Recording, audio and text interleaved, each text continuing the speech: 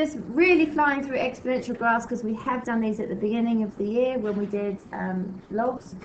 So exponential graphs is where your unknown quantity, or one of your variables, is as its exponent or its power.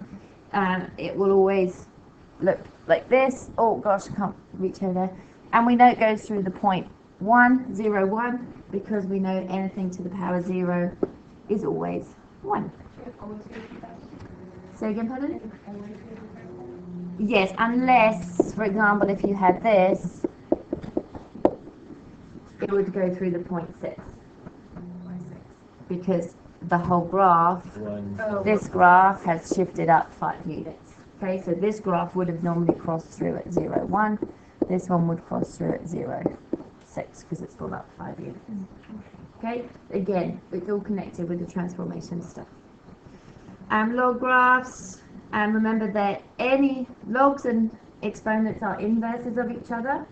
Any inverse function is always a reflection in the line y equals x equals y. Okay, so that horizontal line, x equals y, y equals x. Okay, so that's what these are here.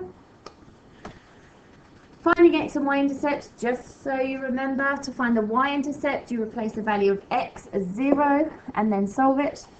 To find the x-intercept, you place y as 0 and solve it. Okay, so that's how you find your x and y-intercepts if you had forgotten. Finding maximum minimum points.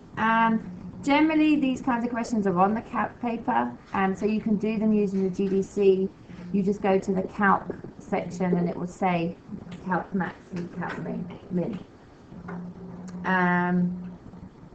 Now, for any function, if it's on the calculator paper, please plot it to see what it looks like. But you do have to be careful how you're inputting the function. Okay, so you need to make sure that you're inputting it correctly to make sure that it comes out properly. Use the fraction function on your GDCs to help you do that. So this last page is just a handy page for what some of the functions look like. This horizontal is if it's just if y equals a number. Straight line, it's just y equals x. Obviously we've got no plus c here and the gradient is 1.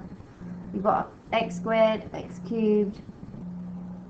You've got a reciprocal function, absolute, exponential, log.